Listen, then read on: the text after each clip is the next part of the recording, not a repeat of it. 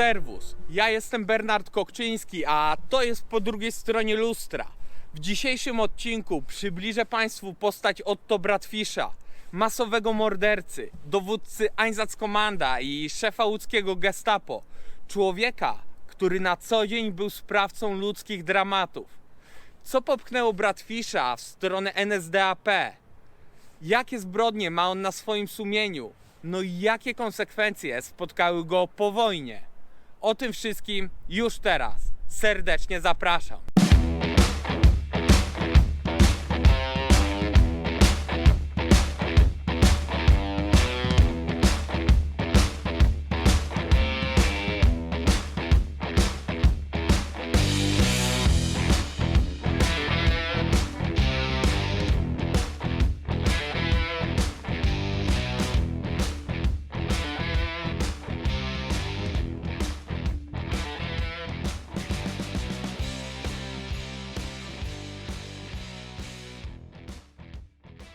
Jak już Państwu wspomniałem na wstępie materiału, odcinek ten będzie dotyczył zbrodniarza wojennego i masowych morderstw, których się dopuścił.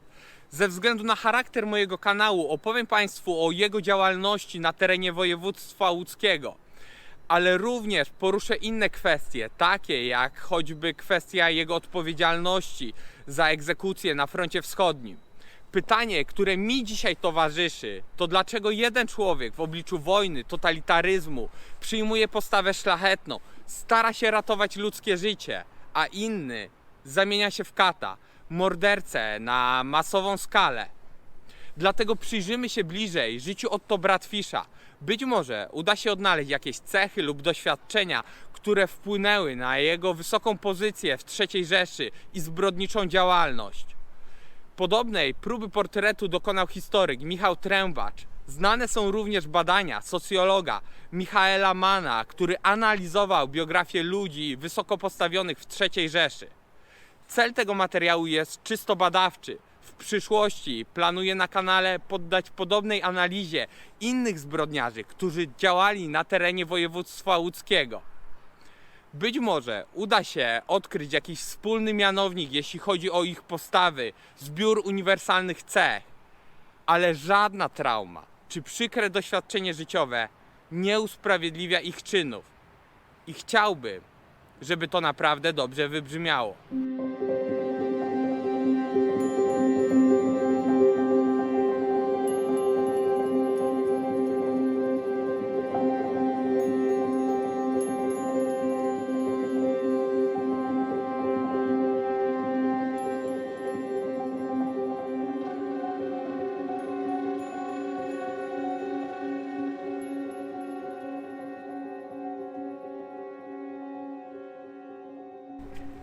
Zacznijmy zatem od początku. Kiedy urodził się Otto Bradfisz i jakie doświadczenia polityczne miały wpływ na kształtowanie się jego osobowości?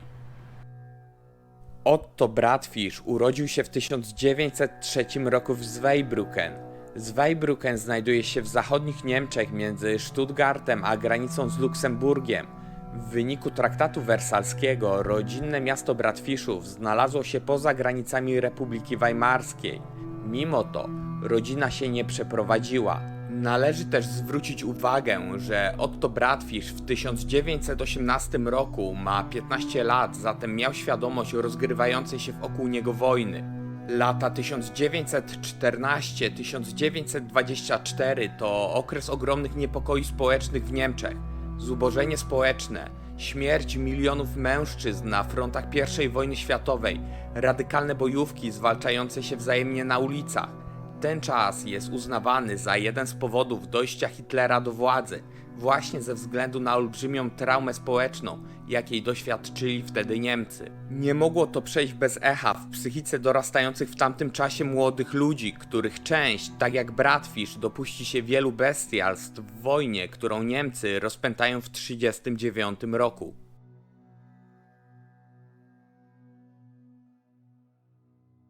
Jak sami Państwo słyszeliście, postanowienia traktatu wersalskiego dotknęły bezpośrednio rodzinę Bradfiszów. Ten fakt mógł mieć wpływ na późniejszą radykalizację młodego Otto. Otto Bratfisch był drugim z 4 dzieci. Jego ojciec Karl Bratfisch jest określany w źródłach jako kupiec, sklepikarz lub sprzedawca artykułów spożywczych. Niestety nie dotarłem do bardziej szczegółowego opisu rodziny Bratfischów, poza tymi lakonicznymi informacjami. Podjąłem próbę kontaktu z osobą, która zna najprawdopodobniej rodzinę Bratfischów bezpośrednio. Niestety okazał się być to ślepy zaułek.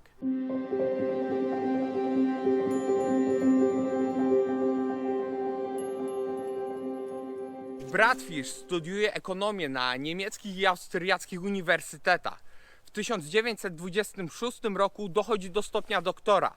Jest to niezwykle ważny dla niego tytuł, ponieważ nawet na jego grobie znajduje się inskrypcja z napisem Dr Otto Bratfisch.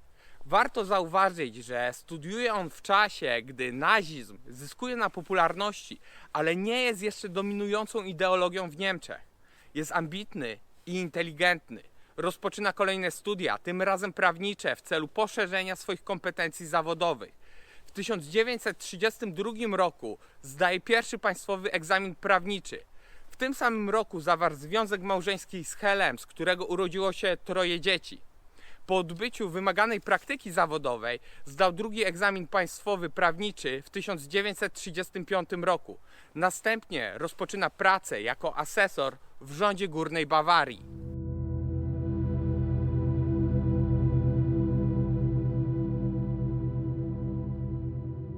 Widzicie Państwo, że mamy do czynienia z człowiekiem naprawdę dobrze i wszechstronnie wykształconym. W tym kontekście tym bardziej ciężko mówić o jakimś braku świadomości co do popełnionych przez niego później zbrodni. Jego doświadczenie i wykształcenie dawały niemal pewną pracę w sądownictwie lub instytucjach państwowych. Według historyka Michała Trębacza miał tak wysokie kwalifikacje, że mógł realnie wpływać na prawniczą praktykę w Niemczech i przygotowywać reformy prawne. Wydaje się też, że celowo Bratfisch wybrał placówki edukacyjne w Lipsku czy Heidelbergu, które w tamtym czasie były popularne wśród elit partii nazistowskiej. No właśnie, kiedy Bratfisch dołączył do NSDAP? Bratfisch wstępuje do NSDAP w 1931 roku, czyli zanim Hitler doszedł do władzy. Otrzymał numer członkowski 405 869. Powstaje pytanie, czy wstąpienie do partii było jedynie przejawem pragmatyzmu, chęcią ułatwienia sobie kariery, czy faktycznie utożsamiał się z myślą niemieckich nazistów.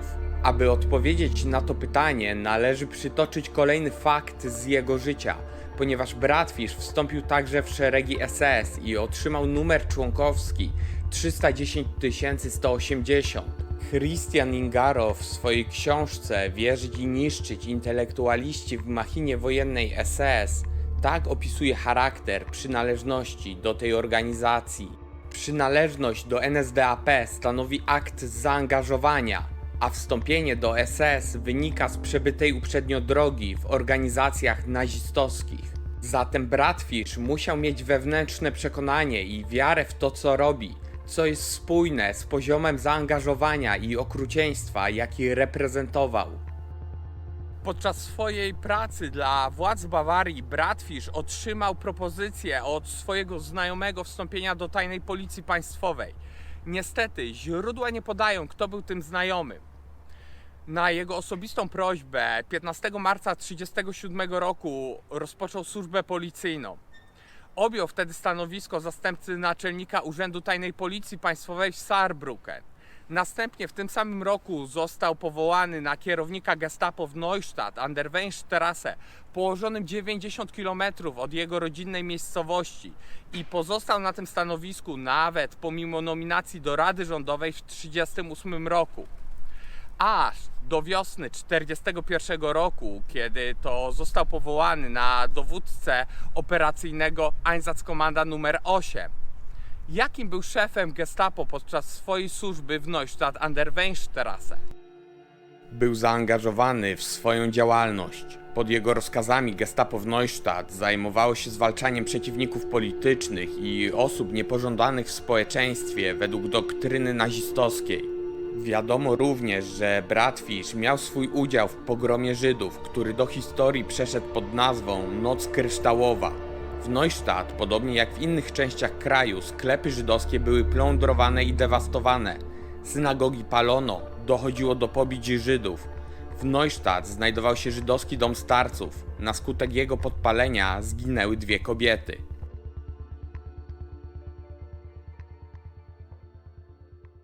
W polskich źródłach możemy znaleźć informację, że w 1941 roku posterunek Gestapo w Neustadt został zlikwidowany. Nie jest to precyzyjne sformułowanie. Tu chodzi o to, że w ramach ogólnokrajowej reformy strukturalnej władza policyjna w Neustadt została podporządkowana Gestapo w Saarbrücken i odtąd posterunek w Neustadt miał już tylko rangę oddziału. Ale faktycznie Bratfisch mógł uznać dołączenie do Einsatzgruppen za wzmocnienie swojej pozycji w aparacie państwowym. W związku z tym jawi nam się ponownie jako osoba ambitna i nie jest żadnym nadużyciem, jeśli powiem, idąca po trupach do celu.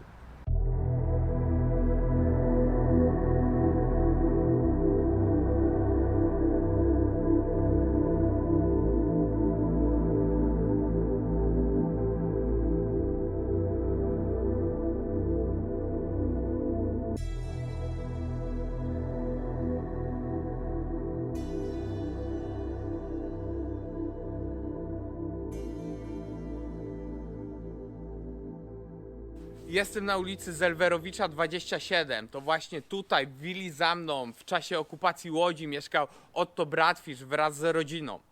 Ta informacja pochodzi z niemieckiej książki teleadresowej. I myślę, że jest to dobre miejsce, aby kontynuować naszą opowieść, w której to przenosimy się do Precz, miasta położonego nad Łabą, w którym znajdowała się szkoła policyjna. To właśnie tam osoby oddelegowane do grup operacyjnych zostały poinformowane o swoim przydziale. Dowódcy Einsatzgruppen i Einsatzkommand posiadali podobne doświadczenie zawodowe i wykształcenie jak Bratfisch.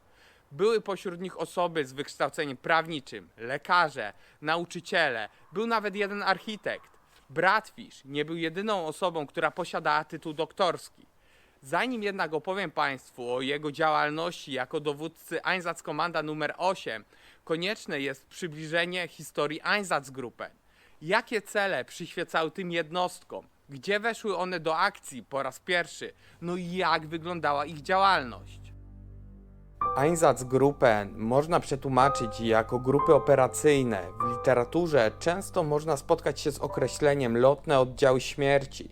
Jednostki te wkraczały za oddziałami Wehrmachtu do okupowanych krajów, począwszy od Austrii w 1938 roku. Podczas Anschlussu Austrii Einsatzkommando Österreich jest specjalną jednostką utworzoną w ramach niemieckiej służby bezpieczeństwa SD, dowodzoną przez Franza Sixa. Głównym celem tej jednostki jest zabezpieczenie wyników referendum dotyczącego włączenia Austrii do III Rzeszy. Einsatzgruppen miały za zadanie zabezpieczyć okupowany obszar, co miało ułatwić ustanowienie nowej administracji okupacyjnej. Członkowie tej jednostki konfiskowali broń, zabezpieczali ważne dla Rzeszy dokumenty, dokonywali aresztowań według wcześniej przygotowanych list, masowo rozstrzeliwali ludzi uznanych za przeciwników politycznych, komunistów, Żydów, Romów, osoby niepełnosprawne. W Polsce Einsatzgruppen odpowiadały za operację Tannenberg, czyli fizyczną likwidację polskiej elity intelektualnej i warstwy przywódczej. Członkowie Einsatzkommand brali udział również w licznych egzekucjach cywilnej ludności polskiej i żydowskiej. Byli oni również odpowiedzialni za Intelligenzaktion, o której już częściowo opowiadałem w odcinku Tajne komplety Litzmannstadt. W literaturze najlepiej opisane zbrodnie popełnione przez członków Einsatzgruppen dotyczą terenów Związku Sowieckiego i eksterminacji ludności zamieszkałej na tym obszarze. Skala tych zbrodni wydaje się, że przyćmiła autorom te wcześniejsze, których członkowie Einsatzgruppen dopuścili się choćby w Polsce.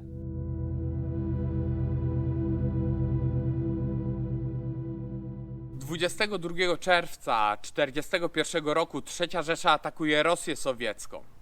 W życie wchodzi plan Barbarossa.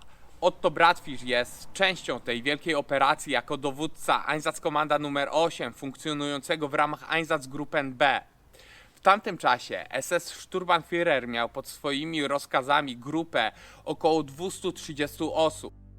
Krwawa trasa Einsatzkommanda nr 8 wiedzie przez Białystok, Baranowicze, Mińsk, aż do Mochylewa.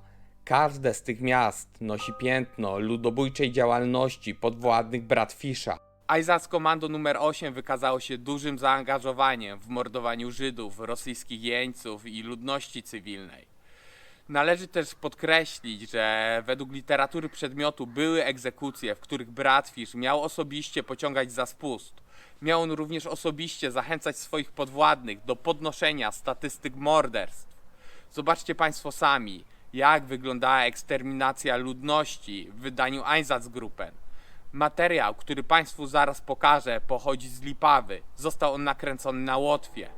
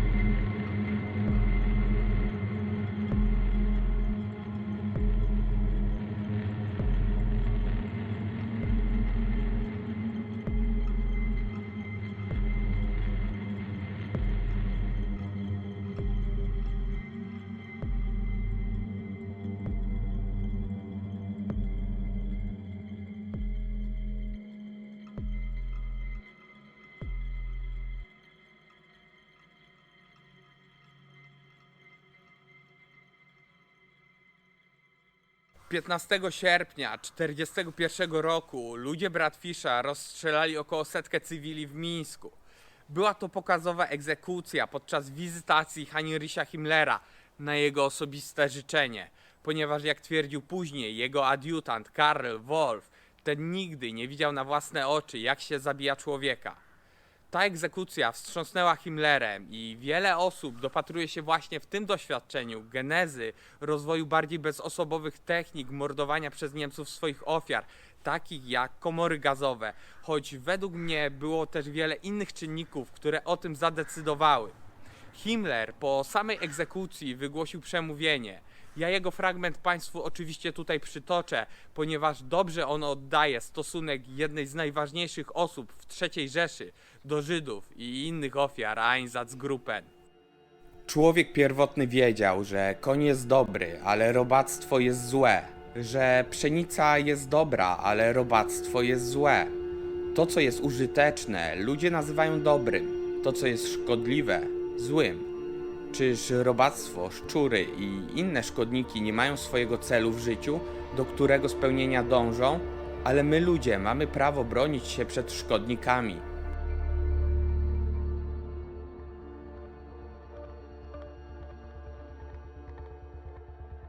W tych skandalicznych słowach Himmler starał się dehumanizować swoje ofiary.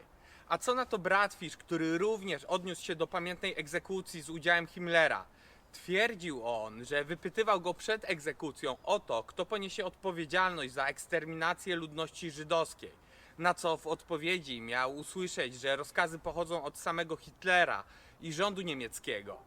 Brat Fisz miał też wyjątkowo perfidne określenie na część przeprowadzanych przez siebie egzekucji. Nazywał je Sardinenpackung, ponieważ ofiary leżały w wykopanym w ziemi dole, twarzami do ziemi, a strzelano do nich z góry. Masowa egzekucja przypominała mu puszkę sardynek. Posłuchajcie Państwo sami, jak w swoich zeznaniach już po wojnie odniósł się do mordowania Żydów. Egzekucja Żydów nie była sprawą eliminacji elementów stanowiących zagrożenie dla oddziałów wojsk czy pacyfikacji terenów za linią frontu. Była to po prostu kwestia eliminacji Żydów i jedynie eliminacji Żydów.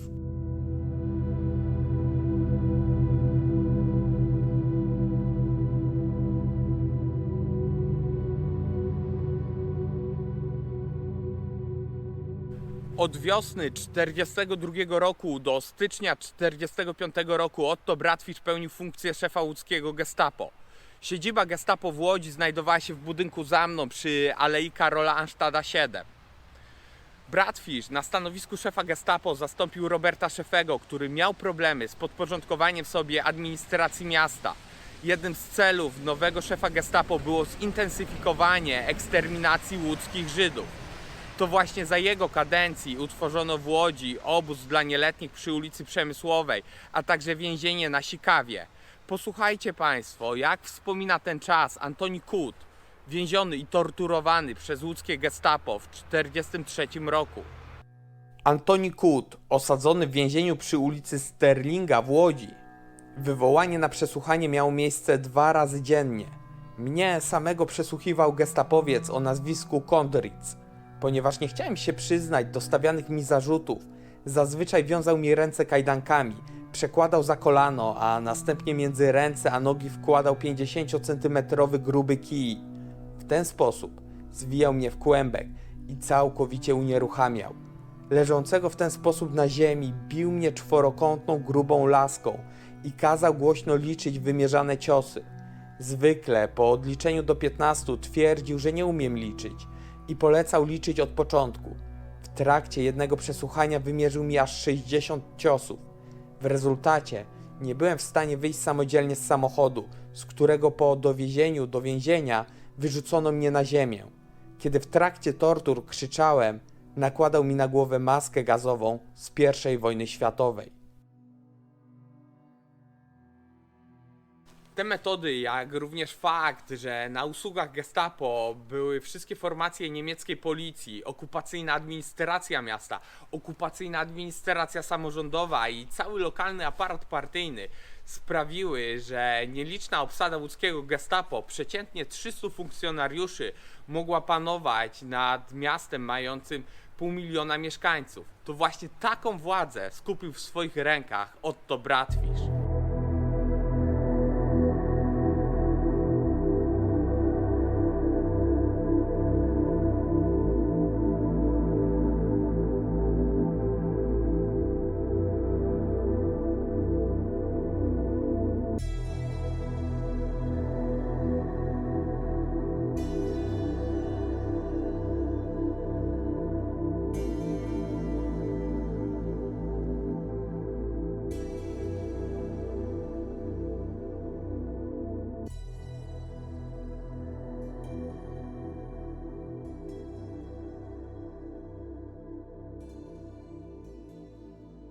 Mianowanie Bratfischa na szefa łódzkiego Gestapo, a także poszerzenie jego kompetencji do pełniącego obowiązki nadkomisarycznego burmistrza Łodzi można postrzegać zdecydowanie w kategoriach awansu i obdarzenia go dużym zaufaniem.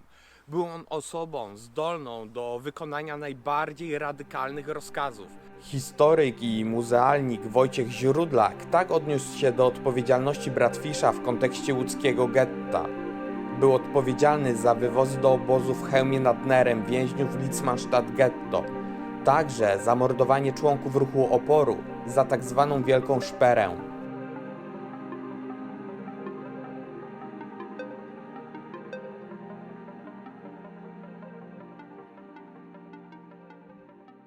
O komentarz do tego materiału, a także ocenę Otto Bratfischa jako ostatniego szefa łódzkiego Gestapo poprosiłem oddział w Łodzi Instytutu Pamięci Narodowej. Komentarza udzieliła historyk pani Patrycja Ressel, która na co dzień bada agenturę łódzkiego Gestapo. Postać Otto Bratfischa, szefa łódzkiego Gestapo, komisarycznego nadburmistrza Łodzi, wówczas oczywiście Litzmannstadt, trwale zapisała się w historii wojennej tego miasta. Człowiek, który dopuścił się zbrodni przeciwko ludzkości. pełniąc jedną z głównych ról w machinie terroru, zmierzającej do zniewolenia i ostatecznie eksterminacji niewinnych ludzi. Nigdy nie został osądzony tak, jak osądzony być powinien. Jaki wyrok powinien otrzymać człowiek, na którym ciążyła odpowiedzialność za deportację kilkudziesięciu tysięcy Żydów do obozów zagłady? W wyniku procesów sądowych w Monachium oraz w Hanowerze w latach 60. został skazany na zaledwie 13 lat pozbawienia wolności. Historia Otto Bratfischa jest przykładem jednej z wielu historii niemieckich zbrodniarzy wojennych, którzy uniknęli powojennej denazyfikacji i sprawiedliwego osądu. Piastując funkcję szefa łódzkiego gestapo, odpowiadał za represje na ludności cywilnej, za kierowanie sprawną agenturą, likwidację polskich organizacji konspiracyjnych. Powierzone mu obowiązki wypełniał z wielką determinacją i bezwzględnością. Ofiary szefa łódzkiego gestapo i ich rodziny nigdy nie doczekały się pełnego zadośćuczynienia moralnego. Bratfisch wyszedł na wolność już w 1969 roku i doczekał spokojnej starości. Nie było to dane Polakom, obywatelom polskim pochodzenia żydowskiego, którzy z rozkazu Bratfischa byli aresztowani, torturowani podczas śledztw czy mordowani w obozach koncentracyjnych. Dlatego dziś warto badać, przypominać nie tylko historię polskich bohaterów, ofiar zbrodniczych systemów z okresu II wojny światowej, lecz także wskazywać konkretne osoby, które kierowały tymi systemami, które były odpowiedzialne za tragedię setek, tysięcy, milionów osób. Ukazywać prawdę, w jaki sposób w powojennej Europie ich zbrodnicza działalność była rozliczana i karana.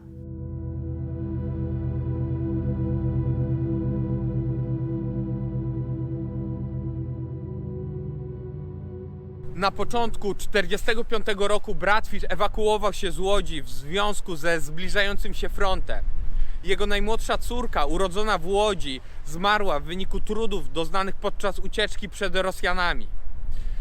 Bratfisch ostatnie miesiące wojny spędził jako komendant policji i służby bezpieczeństwa w Poczdamie. Gdy i do Poczdamu zbliżają się Rosjanie, Bratfisch wycofuje się w kierunku Łaby. Tam udało mu się uzyskać książeczkę płac Wehrmachtu wystawioną na podoficera Karla Eversa. Pod fałszywym nazwiskiem trafia on do amerykańskiej niewoli. Następnie zostaje przekazany pod opiekę Brytyjczykom i zwolniony w sierpniu 1945 roku.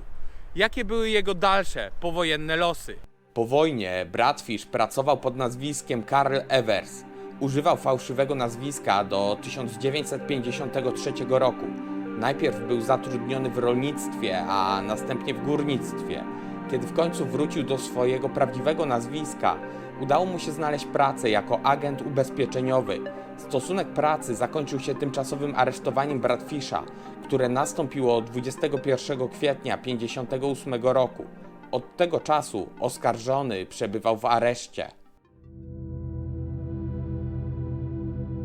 Otto Bratfisch za zamordowanie 15 000 osób jako dowódca Einsatzkommanda nr 8 został skazany na 10 lat przez sąd w Monachium 21 lipca 1961 roku. W roku 1963 odbywa się kolejny proces, tym razem w Hanowerze, i wyrok wzrasta do 13 lat. Drugi wyrok Bratfisch otrzymał za wysłanie 22 000 łódzkich Żydów do niemieckiego obozu zagłady Kulmhof nad Nerem. Jego linia obrony była taka, że po prostu wykonywał rozkazy. Nawet nie będę się odnosił do wysokości tego wyroku, bo naprawdę szkoda strzępić języka. Ale prawdziwą grandą jest fakt, że Bratfisch został zwolniony z więzienia przedterminowo. Opuszcza je w lipcu 1969 roku. Oliwy do ognia dolewa jeszcze sprawa jego przepustek. Bratfisch z powodów ortopedycznych wychodził w trakcie odbywania swojego wyroku w celu leczenia w szpitalu. Podczas jednej z takich przepustek 15 października 1965 roku, zamiast udać się bezpośrednio na leczenie do szpitala, udał się do kobiety. Jeśli Państwo chcecie poczytać więcej na ten temat, zachęcam do sprawdzenia opisu pod filmem. Są tam źródła, między innymi artykuł z Der Spiegel z października 1966 roku, w którym możecie się dowiedzieć znacznie więcej na ten temat.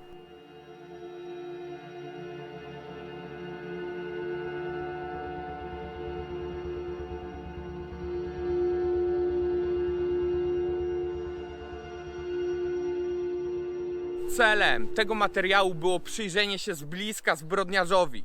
Mam nadzieję, że temat Państwa zainteresował, choć wiem, że był on naprawdę trudny. Dajcie znać w komentarzach, jeśli chcecie Państwo znacznie więcej tego typu materiałów. Zachęcam również do subskrybowania kanału, ponieważ zależy mi na jego rozwoju. To tyle, jeśli chodzi o mnie. Widzimy się w kolejnym odcinku. Servus!